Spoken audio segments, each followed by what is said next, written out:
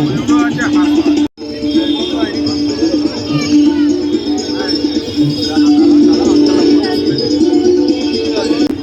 বন্ধুরা, আমি Sourav. Welcome to Sourav Mitra lifestyle. আজকে সরস্বতী পুজো, আর সরস্বতী পুজোর সন্ধ্যায় আমি বেরিয়ে পড়েছি। আমি রয়েছি উত্তর কলকাতাতে।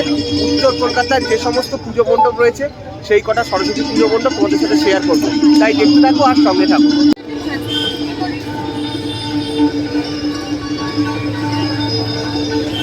আমরা এখন রয়েছি তালা পার্কে, আর তালা পার্কের সামনেই এইখানে একটা পুজো হচ্ছে, আর ওইদিকে ওই যে দূরে হচ্ছে বেনফিস গার্ডেন, তার উল্টো দিকে এই ত্রিকোণ আকৃত যে আইল্যান্ডটা রয়েছে এর মধ্যেই কিন্তু এই সরস্বতী ঠাকুরটা পুজো হয়েছে।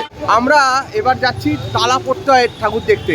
প্রত্যেক বছর তালাপত্রয় কিন্তু এই সরস্বতী পুজোটা জাঁকজমক করে দুর্গা পুজোর মতন, তাই তোমাদেরকে এবার শেয়ার করব তালাপত্রয়ের সরস্বতী পুজো।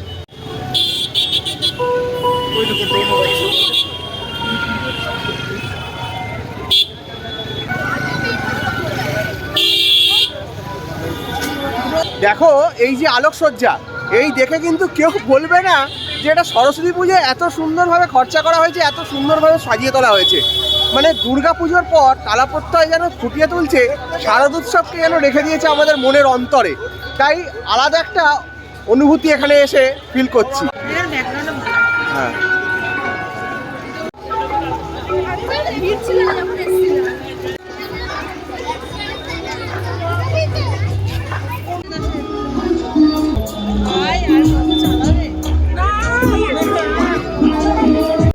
তালাপত্রয় উত্তর কলকাতা কেন, সারা কলকাতার দুর্গাপুজোর একটা অন্যতম নাম, এবং সেই নামটা এখনো পর্যন্ত তারা আমাদের মনে রাখার জন্য এই যে স্ক্রিনগুলো কিন্তু করে রেখেছে।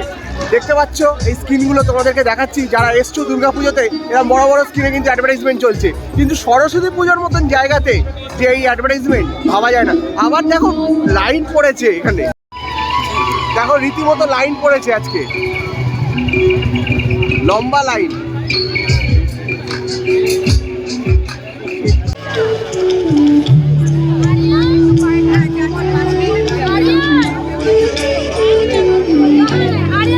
লাইনটা দেখো আজকে সরস্বতী পুজোর সন্ধ্যায় তালাপত্রয় যারা আসছো বা যারা এসছো, যারা এই ভিডিও দেখবে পরে, তারা খালি দেখে নিও যে দুর্গা পুজোকে হার মানানোর মতন লাইন পড়েছে তালাপত্রয়তে।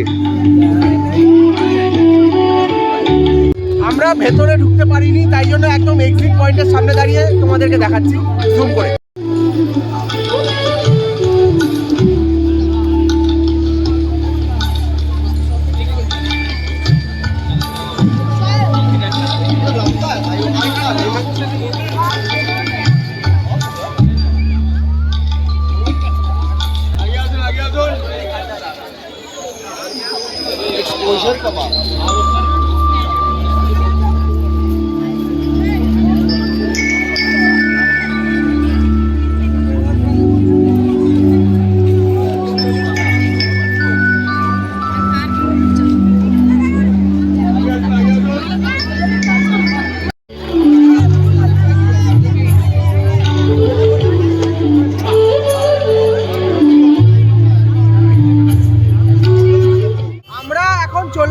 উত্তরের আড্ডা দেশবন্ধু পার্কের কাছে, আর এখানে যে সরস্বতী পুজোটা হচ্ছে ইন্ডিয়া গেট করেছে, এবং আজকে 23শে জানুয়ারি নেতাজি সুভাষচন্দ্র বোসের আজকে জন্মদিন।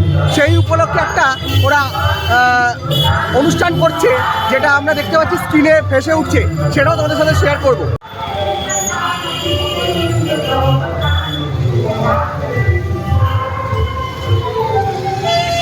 আর পাঁচটা সাধারণ মেয়ের মতো, কিন্তু কি জানতো ওই মেয়ে অনন্য সাধারণ? দেশনায়ক নেতাজি আগুন ছোড়া ডাকে যখন সারা দেশের মানুষ, সেই ডাকে রাজমণিও যে সামিল হবে কি জানত? রাজমণির পিতা মাতার ক্ষেত্রেও এ ছিল এক বিরলতম ঘটনা। নিজের জীবন, বাড়ি, জমি, অর্থ, মূল্যবান গহনা তুলে দিয়েছিলেন আজাদ হিন্দ বাহিনীর জন্য নেতাজি সুভাষের হাতে।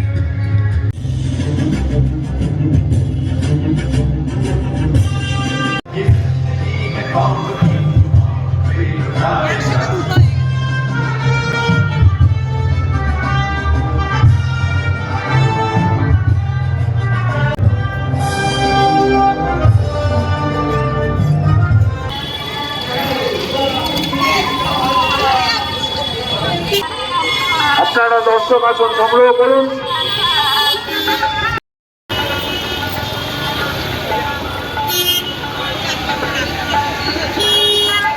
আমি এখন দাঁড়িয়ে রয়েছি দেশবন্ধু পার্কের সামনে। অগ্রণী সংঘ এই বছর তাদের ৮০তম বর্ষ।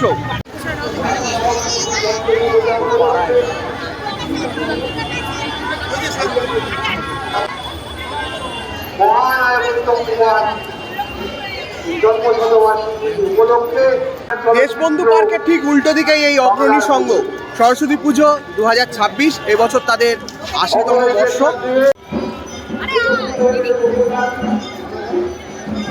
Thank you.